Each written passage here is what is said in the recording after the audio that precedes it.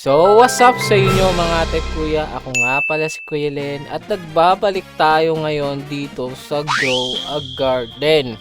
So, ngayong araw mga ate kuya, pag-uusapan natin tong longest message na nakita ko kay Jandel, no? Ito yung mga paparating na pagbabago na we can expect sa next update o mga parating na update dito sa Grow a Garden.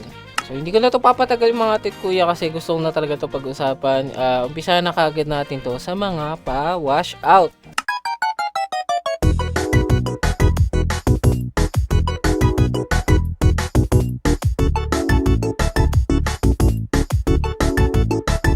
Okay, umpisa natin mga tit kuya sa pinakaunang part, which is napansin nila dyan din na paulit-ulit na lang and talaga nakakatamad na ang Grow a Garden. So hindi ko alam kung kayo ba is nararamdaman nyo, kasi ako nararamdaman ko. Medyo naboboard na po ako sa Grow a Garden, especially sa mga events, kasi halos paulit-ulit na lang po yung mga events na ginagawa nila. And konti lang naman yung mga features na dadagdag dito tuwing may event. So parang yung nakarang event is ihalo lang din dun sa isang lumang event.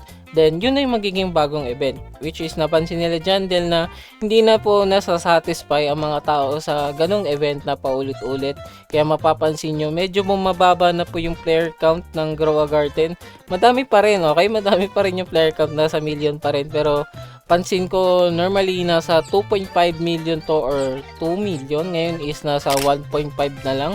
So, mataas pa rin siya actually. Pero alam niyo yun, 500k players pa rin yung nawawala. More than 500 to 1M players yung nawawala. Inamin din nila dito nila Jandel na ang weekly event is masyadong mahirap. Hindi lang para sa kanila, para sa atin din mga tit kuya. Alam niyo yan, weekly update sila Jandel, kaya mahirap po makaisip ng mga bagong update or mga bagong mechanics na idadagdag. And mahirap din po yan para sa ating mga players kasi hindi po lahat is may free time and hindi po lahat kaya mag-grind ng sobrang tagal or sobrang active para i-grind yung mga magagandang pets or magagandang plants. So, we can expect sa mga parating ng bagong update. Pero next week, meron nang nakalagay dun sa event tab. Hindi ko alam kung sa mga susunod na update is gagawin nilang bi-weekly. If ever naman gawin nilang bi-weekly is yun yung pinakamagandang pwedeng mangyari. Kasi magkakaroon tayo ng extra time to grind. And magkakaroon sila ng extra time para makaisip ng mga magagandang events na pwede nilang idagdag or mga features and mechanics dito sa Grow a Garden. So, yung pinaka-idea na naisip nila dyan sa mga parating na update is magpo-focus na po dito sa mga farms, okay? Kasi napansin nyo, every update nakapokus mismo dito sa events, nakapokus dito sa bagong seeds, nakapokus dito sa bagong pets. So, doon lang sa tatlong yun umiikot lagi ang every new update. Hindi na po na masyadong nabibigyan ng in-depth or bagong mechanics yung farm mismo. Ang ginagawa lang natin sa farm, nagtatanim and nagbibigay lang ng nagdadagdag lang ng pet para makatulong. So yun lang. Ang pinakahuling or pinaka-latest atang nadagdag sa atin na may mechanic is yung pancake stack, which is nakakatulong sa pets, 'di ba? So yan yung mga mechanic na gusto nating makita and madagdag kasi yan po yung mga pwedeng magbago ng gameplay natin, okay? So, nagbigay ng example dito sila Jandel, no? Yung pinakauna niyang example is yung incubator, which is pwedeng magpa-base ng egg hatching speed. So, meron na tayong mga pets na merong hatching speed katulad ng bald eagle, kiwi, sunnyside egg, tsaka yung, anong pangalan? Chicken jockey. So, yung chicken jockey meron din yun. Pero so far, kung napapansin nyo, wala tayong cosmetic or anything na nagpapabilis ng egg hatching. So I hope na magkaroon tayo ng cosmetic na katulad ng pancake stack na nagbibigay ng attraction for pets. Yung incubator naman is nagbibigay ng hatching speed. So hindi lang tayo magiging reliant sa mismong pets. Pwede na rin tayong mag-rely sa cosmetic. So yun lang naman yung hula ko na magiging cosmetic to. Pero kung magiging cosmetic man to, magandang tulong to, and I hope in the future magkaroon ng trading cosmetic para pwede nating i-trade yung cosmetic for pets and pets for cosmetic.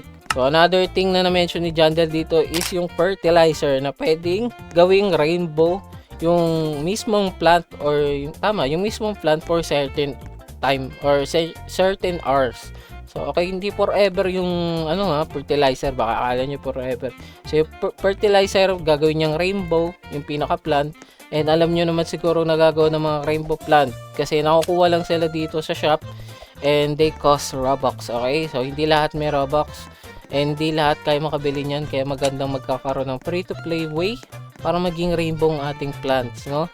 Kapag nagre-rainbow kasi or nagkakaroon ng variant, yung pinaka-plant plant, hindi yung bunga.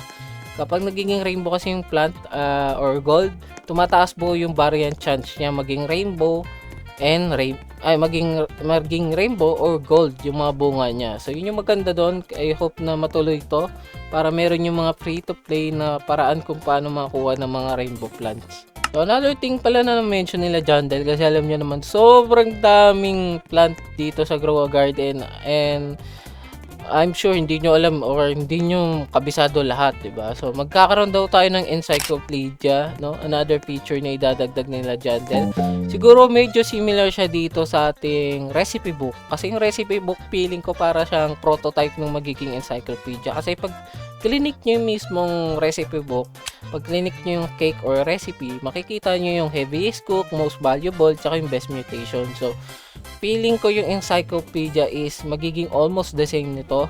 Pwede natin makita kung anong crop type siya. Kunyari, leaf type, leafy type, spiky type, yung pwede sa mga hedgehog, or yung sweet type, yung pwede sa sweet soaker na sprinkler.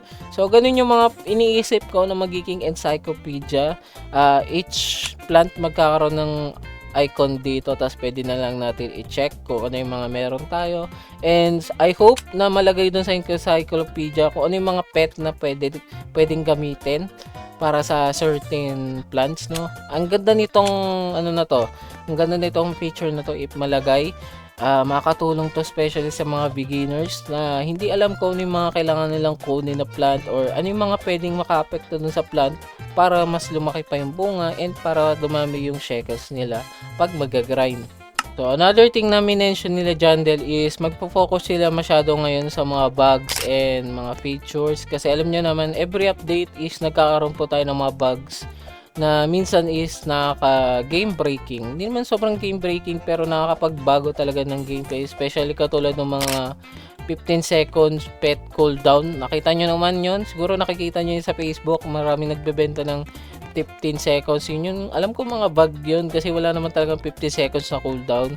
Ang pinakamababa lang siguro na pwede nyo makita sa Rainbow Pet is 1 minute. And yung 15 seconds is yung mga bug na pets na hindi na bago. Okay? So, I hope maayos nila Jandel yun. Guys, hindi to lahat darating next update. Okay? Unti-unti nila Jandel to para ma-secure nila na maayos na darating to sa Grow a Garden.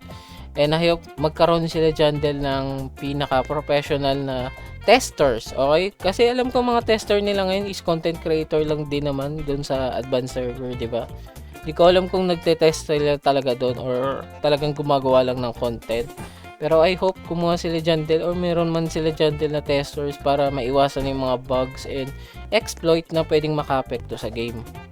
So yun lang naman, halos lahat ng sinabi ni Jandel, pinaikli ko na rin as much possible. Ulitin ko lang, gusto lang mag-focus nila Jandel sa mga parating na update sa farm, sa mechanic, sa bug fixing, and sa pagbibigay sa atin ng makabuluhang update, no?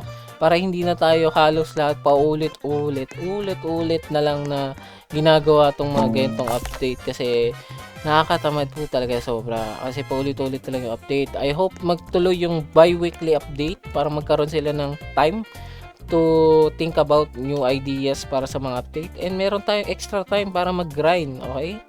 So mga tit kuya, mag-move na tayo para sa ating pag-giveaway. So mananalo nito ay isang corrupted kitsune and isang gorilla. So tingnan natin kung sino nanalo in 3, 2, 1. So ang nanalo po ay si King Bry 123 Eagle Gaming.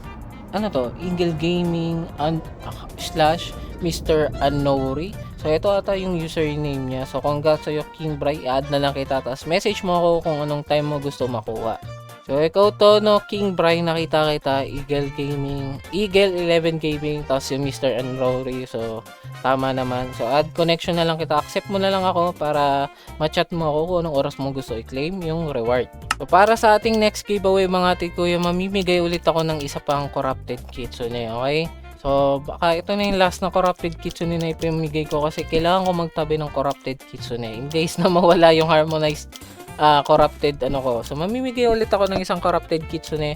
Tapos paparisan ko ng 11 piece na Bone Blossom na tig ano ba yun? 57 trillion ba yun? Hindi ko tanda nasa alt ko kasi wala yung alt ko. Pero matataas yung value nun, okay? Ipapamigay ko 11 pieces tapos isang corrupted kitsune. So ang i-comment nyo lang mga tig kuya is hashtag gag change. Okay, gag change. Yan lang mga tig kuya, gag change. Kailangan may username nyo para madali ko kayong ma-add, okay?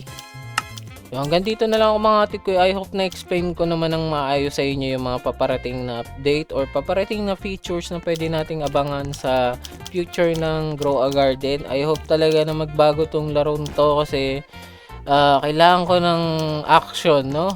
In case na hindi magbago yung laro or ganun pa rin, baka lumipat ulit ako ng ibang laro or magtry ako ng ibang laro kasi kailangan ko ng action din. Kasi nag-grow a garden lang ako ngayon kasi nung nag-a-arise pa ako masyadong heavy grind. Ngayon, wala naman ako masyadong ginagawa sa grow a garden. So, kailangan ko ulit ng action. I hope magkaroon ng magandang update para kahit pa paano yung mga players is magbalikan kasi nga bumababa din yung player count. I hope yun lang mga tig kuya. Hanggang dito na lang ako. Ingat kayo palagi and comment nyo nga sa baba kung anong ini-expect nyong update or anong gusto nyo makita sa Grow a Garden para hindi kayo tamarin. So yun lang. Hanggang dito na lang ako. Ingat kayo palagi and God bless po sa inyo. Bye bye.